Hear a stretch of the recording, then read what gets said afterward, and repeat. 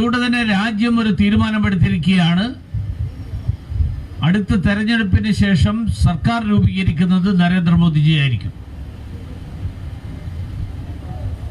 ആറ്റിങ്ങലിലെ ജനങ്ങളുടെ മുന്നിലുള്ള ചോദ്യം, നരേന്ദ്രമോദി അടുത്ത തവണ തെരഞ്ഞെടുപ്പ് വിജയത്തിലൂടെ ഭരണത്തിലേക്ക് വീണ്ടും കാലെടുത്ത് വയ്ക്കുമ്പോൾ അദ്ദേഹം തുടക്കമിടാൻ പോകുന്നത് ഒരു വികസിത ഇന്ത്യ എന്നുള്ള സ്വപ്നം സാക്ഷാത്കരിക്കാൻ വേണ്ടിയാണ്. ആ വികസിത ഇന്ത്യ എന്നുള്ള സ്വപ്നം സാക്ഷാത്കരിക്കുന്നത് വിവിധ മേഖലകളിൽ അതിനുള്ള തയ്യാറെടുപ്പുകൾ നടക്കുകയാണ്. ഈ അടുത്ത ദിവസം ഞാൻ G20 വിദേശകാര്യമന്ത്രിമാരുടെ സമ്മേളനത്തിന് വേണ്ടി റിയോ ഡി ജനീറോയിൽ പോയിരുന്നു. ബ്രസീലിന്റെ പ്രധാനപ്പെട്ട നഗരമാണ് റിയോ ഡി ജനീറോ. അവിടുന്ന് തിരിച്ചു വരുന്ന വഴി ഫ്രാൻസിന്റെ തലസ്ഥാനമായിട്ടുള്ള പാരീസിൽ ഒരു 2-3 മണിക്കൂർ ഉണ്ടായിരുന്നു. ആ 2-3 മണിക്കൂർ വിമാനത്താവളത്തിൽ അടുത്ത വിമാനം കാത്തിരുന്നപ്പോൾ എനിക്ക് പാരീസിലെ ഇന്ത്യൻ അംബാസഡറുടെ ഫോൺ കോൾ വന്നു. ജാവേദ് അഷ്റഫ് എന്നാണ് അദ്ദേഹത്തിന്റെ പേര്. IFS ഉദ്യോഗസ്ഥനാണ്.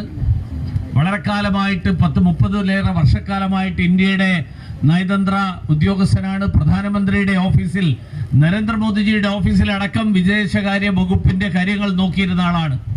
അദ്ദേഹം പറഞ്ഞു, സാർ, എനിക്ക് വിമാനത്താവളത്തിൽ വരാൻ പറ്റാത്തതിൽ ക്ഷമിക്കണം. കാരണം പ്രധാനമന്ത്രി എന്നെ ഒരു ദൗത്യം ഏൽപ്പിച്ചിരിക്കുകയാണ്. ആ ദൗത്യം 2036 ഒളിമ്പിക്സ് ഇന്ത്യയിൽ നടത്താൻ വേണ്ടിയിട്ടുള്ള തയ്യാറെടുപ്പുകളുടെ ഭാഗമായിട്ട് അടുത്ത ഒളിമ്പിക്സ് നടക്കുന്ന പാരീസ് എന്തൊക്കെ തരത്തിലുള്ള തയ്യാറെടുപ്പുകൾ നടത്തിയിട്ടുണ്ട് എന്നറിയാൻ ഫ്രാൻസിലെ ഒളിമ്പിക്സ് സംഘാടകത്തിന്റെ ചുമതല വഹിക്കുന്നവരുമായിട്ടുള്ള കൂടിക്കാഴ്ച, ആ കൂടിക്കാഴ്ച നടത്തണം എന്നുള്ള ആവശ്യപ്പെട്ടു. ഞാൻ പറഞ്ഞു, വളരെ സന്തോഷം. ഇന്ത്യ എന്ന് പറഞ്ഞാൽ ഒളിമ്പിക്സ് ഇന്ത്യയിൽ നടക്കുക. ഇപ്പൊ G20 നടന്നപ്പോ നമ്മളെല്ലാവരും അറിഞ്ഞു. G20 നടന്നപ്പോ നമ്മുടെ കോവളത്തും കുമരകത്തും ഉൾപ്പെടെ G20യുടെ പരിപാടികൾ നടന്നു. ലോകം മുഴുവനുള്ള ആളുകൾ ഇന്ത്യയെ മനസ്സിലാക്കി, കേരളത്തെ മനസ്സിലാക്കി, കുട്ടനാടിനെ മനസ്സിലാക്കി, തിരുവനന്തപുരത്തെ മനസ്സിലാക്കി. ആ തിരിച്ചുപോയ ആളുകൾ നാളെ ഇത്തവണ G20യുടെ ഭാഗമായിട്ട് വന്നു. അടുത്ത തവണ അവർ പറഞ്ഞു, ഞങ്ങളൊരു വെക്കേഷന് വേണ്ടിയിട്ട് കേരളത്തിൽ വരും, അവധിക്കാലം ആസ്വദിക്കാൻ കേരളത്തിൽ വരും. അവധിക്കാലം ആസ്വദിക്കാൻ കേരളത്തിൽ വന്ന എന്താ ഗുണം? അവർ വിമാനത്താവളത്തിൽ ഇറങ്ങി പുറത്തിറങ്ങിയാൽ അവരൊരു ടാക്സി വിളിക്കും. ആ ടാക്സി വിളിക്കുന്നത്, ടാക്സി ഓടിക്കുന്ന ആരായിരിക്കും? നമ്മുടെ നാട്ടുകാരനായിട്ടുള്ള ഏതെങ്കിലും ഒരു ചെറുപ്പക്കാരനായിരിക്കും. അദ്ദേഹം വഴിയിൽ നിർത്തി ഒരു ചായ കുടിച്ചു കഴിഞ്ഞാൽ ആ ചായക്കടക്കാരന് അതിന്റെ പ്രയോജനം കിട്ടും. വിനോദസഞ്ചാര മേഖലയിലേക്ക് കൂടുതൽ ആളുകൾ വരുന്നതോടുകൂടി നമ്മുടെ നാട്ടിലെ ധാരാളം ആളുകൾക്ക് തൊഴിലവസരങ്ങൾ ഉണ്ടാവും. 2003 നിങ്ങൾക്ക് ചിലർക്കെങ്കിലും ഓർമ്മയുണ്ടാവും, അന്നത്തെ പ്രധാനമന്ത്രി ശ്രീ അടൽ ബിഹാരി വാജ്പേയി, അദ്ദേഹം ഡിസംബർ മാസം അവസാനം പുതുവർഷത്തിന്റെ തുടക്കത്തിൽ അദ്ദേഹം കുമരകത്ത് വന്ന് 2 ദിവസം താമസിച്ചു. കുമരകത്തിരുന്നു കൊണ്ട് അദ്ദേഹം ഇന്ത്യൻ എക്സ്പ്രസിൽ ലേഖനം എഴുതി. 2 ലേഖനങ്ങൾ. അദ്ദേഹം അതിനിട്ട് പേരിട്ടത് കുമരകം ഡയറി എന്നാണ്. ഇന്ത്യയുടെ പ്രധാനമന്ത്രി കുമരകം ഡയറി എന്ന് പറഞ്ഞിട്ട് ഒരു ലേഖനം എഴുതിയപ്പോൾ ലോകം മുഴുവനുള്ള ആളുകൾ ശ്രദ്ധിച്ചു, ഇതേതാ ഈ സ്ഥലം? കുമരകം. അന്നു മുതൽ കുമരകത്തിന് ശുക്രദശയാണ്. കുമരകം അതോടുകൂടി ലോകത്തിലെ ടൂറിസം ഭൂപടത്തിൽ സ്ഥാനം പിടിച്ചു. ഇന്ന് ലോകം മുഴുവനുള്ള വിനോദസഞ്ചാരികൾ കുമരകം അന്വേഷിച്ചു വരുന്നു. നിങ്ങൾ ഈ അടുത്ത കാലത്ത് കണ്ടിട്ടുണ്ടാവും, ഒരു ദിവസം നമ്മുടെയൊക്കെ സോഷ്യൽ മീഡിയയിൽ പ്രധാനമന്ത്രി നരേന്ദ്രമോദി ഒരു ചാരി കസേരയിൽ ഒരു ബീച്ചിൽ ഇരിക്കുന്നു, ഇല്ലേ? കണ്ടില്ലേ? ആൾക്കാരന്വേഷിച്ചു, ഇതെവിടെയാ, ഇതേതാ സ്ഥലം? അപ്പോൾ ആളുകൾ പറഞ്ഞു, ഇത് നമ്മുടെ ലക്ഷദ്വീപാണ്. ഓ, ലക്ഷദ്വീപിൽ ഇത്രയും സൗകര്യമുള്ള, ഇത്രയും സുന്ദരമായിട്ടുള്ള, ഇത്രയും ഭംഗിയുള്ള ഒരു തീരപ്രദേശമുണ്ടോ, ബീച്ചുണ്ടോ? ലോകം മുഴുവനുള്ള ആളുകൾ അന്വേഷിച്ചു, എവിടെയാ ലക്ഷദ്വീപ്? നമുക്കവിടെ 2 ദിവസം പോയി താമസിക്കാൻ പറ്റുമോ? എത്രയോ പുതിയ ഹോട്ടലുകൾ അതോടുകൂടി ലക്ഷദ്വീപിൽ ഹോട്ടൽ തുടങ്ങാൻ തീരുമാനിച്ചു. ഞാൻ പറഞ്ഞു വന്നത്, G20 നടന്നപ്പോ ഇന്ത്യ ലോക സഞ്ചാരികളുടെ ഭൂപടത്തിൽ നമ്മുടെ സ്ഥാനം കുറച്ചും കൂടി ഉയർന്നു. ഒളിമ്പിക്സ് നടന്നാൽ 2036 ഒളിമ്പിക്സിന് വേണ്ടിയിട്ട് ഇന്ത്യ മത്സരിക്കാൻ തീരുമാനിച്ചിരിക്കുകയാണ്. ഒളിമ്പിക്സിന് വേണ്ടിയിട്ട് പല പട്ടണങ്ങളും മത്സരിക്കും. നമ്മൾ മത്സരിക്കാൻ തീരുമാനിച്ചിരിക്കുകയാണ്. 2036 ഇന്ത്യക്ക് ഒളിമ്പിക്സ് അനുവദിച്ച് കിട്ടിയാൽ ഇന്ത്യയുടെ വളർച്ചയുടെ ഒരു നിർണായക ഘട്ടമായിരിക്കും.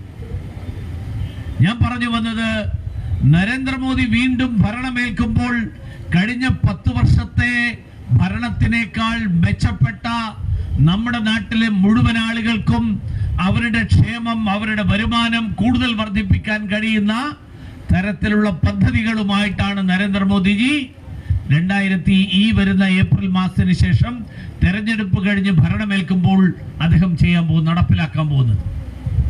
നമ്മുടെ മുന്നിലുള്ള പ്രശ്നം, ആറ്റിങ്ങലിലെ ജനങ്ങളുടെ മുന്നിലുള്ള പ്രശ്നം, ആ വികസനത്തിന്റെ ഒരു പങ്ക് നമുക്ക് ലഭിക്കാൻ വേണ്ടിയിട്ടുള്ള നടപടികൾ, അതിനു വേണ്ടിയിട്ടുള്ള വിധിയെടുത്ത് നമ്മൾ നടത്തണോ, അതോ ഇതൊക്കെ ചെയ്യുന്ന നരേന്ദ്രമോദിജി പാർലമെന്റിൽ എഴുന്നേൽക്കുമ്പോൾ തന്നെ കൂവി വിളിക്കുന്ന ഒരു MP ഇവിടെ നിന്ന് തെരഞ്ഞെടുത്തയക്കണോ? നരേന്ദ്രമോദിജി ബജറ്റ് അവതരണത്തിനാണെങ്കിലും നയപ്രഖ്യാപനത്തിനാണെങ്കിലും പ്രസംഗിക്കാൻ എഴുന്നേൽക്കുമ്പോഴൊക്കെ പ്ലക്കാർഡുമായിട്ട് നിന്ന് മുദ്രാവാക്യം വിളിച്ച് നരേന്ദ്രമോദിയുടെ പ്രസംഗം തടസ്സപ്പെടുത്തുന്ന നരേന്ദ്രമോദി ഈ രാജ്യത്തെ ജനങ്ങൾക്ക് വേണ്ടി ചെയ്യാൻ ഉദ്ദേശിക്കുന്ന ക്ഷേമകാര്യങ്ങളെ കുറിച്ചിട്ടുള്ള പ്രഖ്യാപനം നടത്തുമ്പോ ഞങ്ങൾക്കതൊന്നും കേൾക്കണ്ട എന്ന് പറഞ്ഞ് ബഹിഷ്കരിച്ച് സഭ വിട്ടുപോകുന്ന ഒരു MP വേണോ? അതോ ഇന്ത്യ മുഴുവൻ വികസനത്തിന്റെ പാതയിലൂടെ മുന്നോട്ട് പോകുമ്പോൾ അതിന്റെ ഭാഗമായിട്ട് നമുക്ക് ആറ്റിങ്ങൽ മണ്ഡലത്തിലും നമുക്ക് പോത്തങ്കോടും, ഞാൻ ഇന്ന് ഇവിടുത്തെ വികസന ചർച്ചയിൽ പങ്കെടുത്തു, മുഴുവൻ ആളുകളും പറഞ്ഞൊരു കാര്യം ഇവിടുത്തെ ഗതാഗത കുരുക്കിനെ പറ്റിയാണ്. എത്രയോ കാലമായിട്ടുള്ള പ്രശ്നമാണ്. യാത്രക്കാരുടെ മാത്രം പ്രശ്നമല്ല, ഈ പട്ടണത്തിലെ കച്ചവടക്കാർ മുഴുവൻ, അവരും എന്നോട് കഴിഞ്ഞ തവണ പറഞ്ഞു, ഞങ്ങൾക്കൊന്നും കച്ചവടമില്ല. കാരണം എന്താ? വണ്ടി നിർത്തിയിട്ട് ആർക്കും പോയി വാങ്ങാൻ പറ്റില്ല. ബസ്സിൽ വന്നിറങ്ങി കാൽനടയായി പോയി കടയിൽ പോയി സാധനം വാങ്ങാൻ കഴിയുന്നവർക്ക് മാത്രമേ പോത്തൻകോട് ജംഗ്ഷനിലെ കടകളിൽ നിന്ന് സാധനം വാങ്ങാൻ പറ്റുള്ളൂ. എങ്ങനെ കച്ചവടം വർദ്ധിക്കും? എങ്ങനെ കച്ചവടം പുരോഗമിക്കും? എങ്ങനെ കച്ചവടക്കാർക്ക് വരുമാനം ഉണ്ടാവും? എങ്ങനെ കച്ചവട സ്ഥാപനങ്ങളിൽ പണിയെടുക്കുന്ന തൊഴിലാളികൾക്ക് ശമ്പളം കിട്ടും? എന്താ അതിന് പരിഹാരം ഉണ്ടാകാത്തത്? ഈ ഗതാഗത കുരുക്കിന് പരിഹാരം ഉണ്ടാക്കാൻ സാധിക്കില്ലേ? ഈ മേഖലയിലെ വലിയൊരു കാർഷിക വിപണിയാണ്. ഈ കാർഷിക വിപണി വികസിപ്പിക്കാൻ കഴിയുന്ന വിധത്തിൽ ഈ പ്രദേശം ഒരു വലിയ വിപണന കേന്ദ്രമായി വളർത്താൻ കഴിയുന്ന വിധത്തിൽ ഇവിടുത്തെ മാർക്കറ്റിൽ മാറ്റം വരണം. മാർക്കറ്റിന്റെ രീതികളിൽ എന്നോട് പറഞ്ഞു 8 ചെറിയ ഓട്ടോ സ്റ്റാൻഡുകളുണ്ട് ഈ പ്രദേശത്ത്, ഈ പട്ടണവുമായിട്ട് ചേർന്നിട്ടുള്ള പ്രദേശങ്ങളിൽ. ഓട്ടോറിക്ഷക്കാർക്ക് ഒരു സ്ഥലത്ത് വെക്കാൻ സ്ഥലമില്ല, അതുകൊണ്ടാണ് അവർ 8 സ്ഥലത്ത് കൊണ്ടുപോയി വെക്കുന്നത്. ആ 8 സ്ഥലത്ത് വെക്കണമെങ്കിൽ അവിടെയെങ്കിലും സൗകര്യം വേണ്ടേ അതിനുള്ള? അപ്പൊ ഗതാഗത കുരുക്ക് നീക്കം ചെയ്യൽ മാത്രമല്ല, പോത്തൻകോടിന്റെ വികസനത്തിന് വേണ്ടിയിട്ടുള്ള സമഗ്രമായിട്ടുള്ള ഒരു മാസ്റ്റർ പ്ലാനാണ് ആവശ്യം. കച്ചവടക്കാർക്ക് സുഗമമായിട്ട് കച്ചവടം നടത്താൻ പറ്റുന്ന, ആളുകൾക്ക് വന്ന് വണ്ടി പാർക്ക് ചെയ്ത് സാധനം വാങ്ങാൻ കഴിയുന്ന ആധുനികമായിട്ടുള്ള പല നഗരങ്ങളിലും പട്ടണങ്ങളിലുള്ള സ്ഥിതി എന്താണെന്നറിയോ? ബാംഗ്ലൂരിൽ നിങ്ങൾ പോയാൽ, ബാംഗ്ലൂരിൽ ചില സ്ഥലങ്ങളിൽ നിങ്ങൾ വണ്ടി ഇറങ്ങണ്ട, കാറിൽ ഇരുന്നാ മതി. കാർ അവിടെ നിർത്തിയിട്ട് അപ്പോ അവിടുത്തെ ചായക്കടയിലുള്ള ചായ കൊടുക്കുന്ന ആള് വന്നിട്ട് ചോദിക്കും, എന്താ സാർ വേണ്ടത്? എനിക്ക് ചായയും 2 വടയും. ചായയും 2 വടയും നമുക്ക് വണ്ടിയിൽ കൊണ്ടുവന്ന് അത്രയും നേരം നമുക്ക് വണ്ടി അവിടെ പാർക്ക് ചെയ്ത് തന്നെ ഇരിക്കാം. നമ്മുടെ ഈ പ്രദേശം എന്ന് പറഞ്ഞാൽ ധാരാളം, പോത്തൻകോട് പ്രദേശത്ത് എനിക്കറിയാം, ടെക്നോ പാർക്കിൽ ജോലി ചെയ്യുന്ന 100 കണക്കിന് ആളുകൾ പോത്തൻകോട് വീട് പണിത്, ഫ്ലാറ്റ് പണിത്, വില്ല പണിത് ഇവിടെ താമസിക്കുന്ന ആൾക്കാരാ. ആ ആളുകൾ ഇപ്പൊ അവർക്ക് എന്തെങ്കിലും സാധനങ്ങൾ വാങ്ങാൻ അവരെവിടെ പോവുക? അവര് പോത്തൻകോട് വരില്ല. അവരെല്ലാവരും തിരുവനന്തപുരം സിറ്റിയിലേക്ക് പോകും. നഷ്ടം ആർക്കാ? പോത്തൻകോടുള്ള ആളുകൾക്ക്. പോത്തൻകോടുള്ള ചെറുപ്പക്കാരാണ് ഇവിടുത്തെ കച്ചവട സ്ഥാപനങ്ങളിൽ ജോലി ചെയ്യുന്നത്. അവർക്ക് വരുമാനം ഉണ്ടാകാനുള്ള ഒരു മാർഗവും ഈ സ്ഥാപനങ്ങൾ കൊണ്ടുണ്ടാകുന്നില്ല.